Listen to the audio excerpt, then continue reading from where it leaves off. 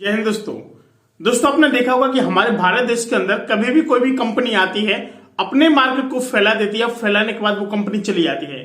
इसी तरीके से कई सारे ऐसी सरकारी बैंक भी हैं, ऐसी प्राइवेट बैंक भी है जहां पर सरकार ने स्पष्ट कह दिया है कि अगर आपका इन बैंक अकाउंट्स के अंदर यानी बैंकों के अंदर आपका पैसा जमा है तो इसमें हमारी कोई भी गारंटी नहीं रहेगी। हम केवल 3 ही बैंक का ऐसा ठेका लेते हैं जिसमें हमारी गारंटी रहेगी, जिसमें एक सरकारी बैंक है और 2 प्राइवेट बैंक है। यानी स्पष्ट रूप से कह दिया यानी मोदी सरकार ने कि अगर कल के दिन कोई भी बैंक दिवालिया होती है तो उसकी हमारी ऐसी यहां पर कोई भी गारंटी नहीं रहेगी। आपको बता दें कि फिलहाल 12 ऐसी बैंक हैं जिसको क्या हुआ कि जो कोऑपरेटिव बैंक थी उसमें जिन लोगों का भी पैसा जमा था 50 लाख 60 लाख 1 करोड़ 1.5 करोड़ इतना सारा पैसा यानी बिजनेसमैन वालों का भी वो फिलहाल बहुत बुरी तरीके से डूब चुका है। यानी ऐसी ऐसी बैंक हैं जिन्होंने स्टार्ट तो किया है लेकिन इसके बाद बहुत सारी दिवालिया हो चुकी है। तो आरबीआई ने अपना निर्देश दिया कि देखिए अगर कोई भी बैंक दिवालिया होती है तो हम लोगों की इसमें कोई गारंटी नहीं रहेगी। आखिर ये बैंक दिवालिया हो कैसे जाती है मैं आपको विस्तार से बताऊंगा। दोस्तों आपको बता दें कि फिलहाल जो भारत देश के अंदर चल रहा है आजकल यानी शेयर मार्केट, और एक क्या होती है जो बैंक होती है ये भी एक फाइनेंस के ही तौर पर बनी होती है। ठीक है, जैसे हम लोग कभी कभी अपनी LIC में कहीं बीमा कराते हैं तो क्या कराते हैं हम लोग एक फाइनेंस कराते हैं, और जो इतना सारा हमें रिटर्न में जो वापसी मिलती है वो क्या होता है वो लोग भी अपना जो पैसा हम लोग ने जो जमा किया है वो पैसा भी कहीं ना कहीं पर उन्होंने लगाया है, तभी हमें उससे ज्यादा यहाँ पर हमको रिटर्न देखने को मिलता है। नंबर दूसरी बात मैं आपको बता दूं कि आखिरकार जो ये बैंक है क्या सरकारी बैंक भी दिवालिया हो जाएगी? जी हाँ दोस्तों, मैं आपको बता दूं कि सरकार ने कहा कि हमारे अंडर में केवल 3 ऐसी बैंक है जिसका हम लोग भुगतान करेंगे। अदरवाइज अगर इन बैंकों में आपका जमा पैसा अगर कुछ हो जाता है तो हमारे इसमें कोई गारंटी नहीं रहेगी। यानी मैं आपको बता दूं कि आपको घबराना नहीं है, जिस बैंक में भी अगर आपका पैसा जमा है तो भी नहीं आपको घबराना है, क्योंकि दोस्तों ये कभी बाई चांस ही होता है, अचानक मतलब समझ रहे हो बात, तो सडनली होता है। जैसे कभी कोई ऐसी बात आ जाती है, अभी आपने देखा होगा कि अडानी भाई के जो शेयर थे वो भी काफी सारे डाउन हो चुके थे। ठीक है, लेकिन इतना ही नहीं, लेकिन जो भारत सरकार ने अपने से पहले से रास्ता को साफ कर दिया है कि कल के दिन अगर किसी भी बैंक का पैसा डूबता है तो ना कोई धरना प्रदर्शन करे ना कोई कुछ करे, हम केवल इन 3 बैंक अकाउंटों की केवल जिम्मेदारी लेते हैं। इसके अलावा हम किसी भी बैंक की जिम्मेदारी नहीं लेते हैं, चाहे वो सरकारी हो चाहे वो प्राइवेट हो, और हम केवल इन 3 के अलावा और किसी में हम लोगों की कोई गारंटी नहीं रहेगी और ना ही इसमें कोई सुनवाई करेंगे। यानी कहने का मतलब यह है कि बहुत सारे बैंक और भी थी, जो 12 कोऑपरेटिव बैंक थे वो पूर्ण रूप से डूब चुकी हैं, और छोटे छोटे कई सारे बैंक हैं तो इनका क्या हो चुका है, एक मर्ज हो चुका है। यानी समझना बात को, कई सारी बैंकों की इसमें जोड़ दिया गया है। आपने देखा होगा कि बहुत सारी ऐसी बैंक हैं जहां पर उन बैंकों को एक दूसरे से अटैचमेंट कर दिया गया है। यानी आरबीआई स्पष्ट बोलती है कि आपकी बैंक दिवालिया होने वाली है, आपसे आग्रह है कि कृपया करके आप उनके साथ शामिल हो जाएं और उनकी ब्रांच को आप लोग एक्सेप्ट कर लें और उनकी ब्रांच को आप लोग चलाना शुरू कर दें। आपने देखा होगा कई सारी बैंक थी जिनको कन्वर्ट करके एक ही बैंक में मर्ज कर दिया गया है, और वजह यही थी कि वो सभी बैंकों में क्या हुआ था, जो बैंक थी वो सब दिवालिया होना शुरू हो चुकी थी। आपको बता दें कि जैसे मैंने कल एक एग्जाम्पल बताया था LIC को लेकर के, जहां पर 245 कंपनियां थी जो डूबने लगी थी, एक कंपनी मिलकर के एक LIC बनी थी। तब इसके बाद यानी 1 सितंबर 1956 से लेके अभी तक जो LIC चल रही है उसी की मैं बात बता दूं तो उस तरीके से भी यहाँ पर जो सारी क्या थी LIC जो थी, LIC बीमा कंपनी, वो सब क्या थी वहां भी तितर बितर हो चुकी थी, यानी वो भी दिवालिया हो रही थी।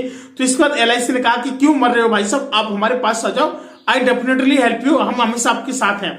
तो इस वजह से कई सारी कंपनियों ने मिलकर वहां पर उस कंपनी में गया, तब फिर LIC का बहुत बड़ा नाम बना था। और इतना ही नहीं, इंडिया के अंदर भी 10वें नंबर पर 10वें पायदान पर हमारे भारत देश की जो एंट्री हो चुकी है LIC की, वो बहुत नंबर 1 पर पहुंचने वाली है। फिलहाल चाइना के अंदर 5 है, जापान के अंदर 2 है, अमेरिका के अंदर भी 2 है, और इंडिया के अंदर एक ऐसी LIC कंपनी है जिसमें हम लोग केवल ट्रस्ट कर सकते हैं। अब मैं आपको बता दूं कि भारत सरकार की ऐसी कौन सी वो 3 बैंक हैं और जिसके बारे में जो मोदी साहब ने कहा है, यानी जो मोदी जी ने कहा है, नंबर 1 बात है state bank of India, number 2 बात है HDFC, नंबर 3 बैंक है आपको बता दें कि ICICI बैंक, यानी केवल ये 3 ऐसी बैंक है जिसमें आपकी केवल गारंटी रहेगी, पैसा सुरक्षित रहेगा। कल के दिन अगर सपोज दैट अगर यहाँ पर आपका पैसा डूब जाता है तो आपको सारा पैसा ना मिलकर के केवल 5 लाख रुपए तक की राशि मिलेगी। यानी भारत सरकार ने इससे पहले केवल 2 लाख रुपए के किए थे। जब से मोदी सरकार बनी हुई थी तो इनके बाद इन्होंने एक डिसीजन लिया कि नहीं, ये बहुत कम राशि होती है, किसी किसी का 50-50 लाख रुपए होता है जो डूब जाता है। लेकिन बैंकों से भी उन्होंने कह के रखा है कि देखिए आप लोग इन्वेस्ट कीजिए, अच्छे से कीजिए, लेकिन मेन चीज ये बात है कि जिन लोगों का आपने पैसा ले रखा है तो इनका 2 लाख से बढ़ाकर के 5 लाख रुपए तक की राशि की जाए। कभी सपोज दैट अगर ऐसी कोई घटना घट जाती है कि बैंक दिवालिया होने लगता है तो कम से कम 5 लाख रुपए आपको देना ही पड़ेगा। यानी सरकार ने कहा कि हम केवल 3 बैंक की ही गारंटी लेते हैं, state bank of India, HDFC, ICICI bank की। यानी कहने का मतलब ये है कि कल के दिन कोई भी ऐसी घटना घटती है या फिर कभी कभी बैंक दिवालिया होती है, क्योंकि आपको पता है कि ये सारी फाइनेंस कंपनी है, एक बैंक भी एक फाइनेंस ही है, आप समझ सकते हैं बात को, चाहे बैंक हो चाहे बिजनेस हो। हम लोग क्या करते हैं कि जब आपने देखी कि कोई एक प्राइवेट लिमिटेड कंपनी खुल गई है, वो अपनी कोई स्कीम दे रही है, जैसे LIC हो गया, कई सारी कंपनी ऐसी हैं जो सहारा जैसी कंपनी वो भाग चुकी है, कल्पतरु जैसी भाग चुकी है, ठीक है, PSCL और शारदा, कई सारे ऐसे ग्रुप थे जो सब लोग क्या पैसा लेकर के लोगों को भाग चुके हैं। लेकिन इसकी तो अभी किसने पुष्टि नहीं की कि वहां से इसका पैसा मिलेगा या नहीं मिलेगा, समझना बात को। तो होता क्या कि कई साल फिर सरकार ने एक नियम और भी बनाए थे इन लोगों के लिए 2019 में कि भारत सरकार की तरफ से जो नियम बनाया गया था कि राज्य सरकार के तहत इनके ऊपर कड़ी से कड़ी कार्रवाई की जाएगी और जिन गरीब लोगों को जो पैसा है या फिर अमीर लोगों को जो पैसा उसमें फंसा हुआ है तो उनको पूरा से पूरा रिफंड कराने की पूरी कोशिश की जाएगी।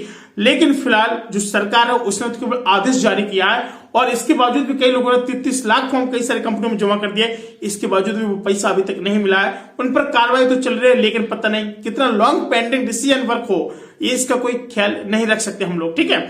अब दोस्तों मैं आपसे एक चीज बता दूं कि हम लोग एक बहुत ही जल्द बहुत बड़े डिजिटल बोर्ड लेंगे और उसमें बहुत अच्छे से आपको विस्तार से बताएंगे और मेरे ख्याल से जब मैं उसमें एग्जाम्पल बताऊंगा तो आप लोगों को बहुत अच्छे से समझ में आएगा।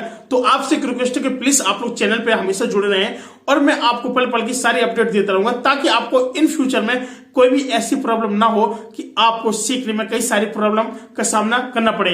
यानी आपको बता दें कि अब सरकार ने जो सारे नियम बनाए हैं तो कुछ सोच समझ कर ही बनाए होंगे।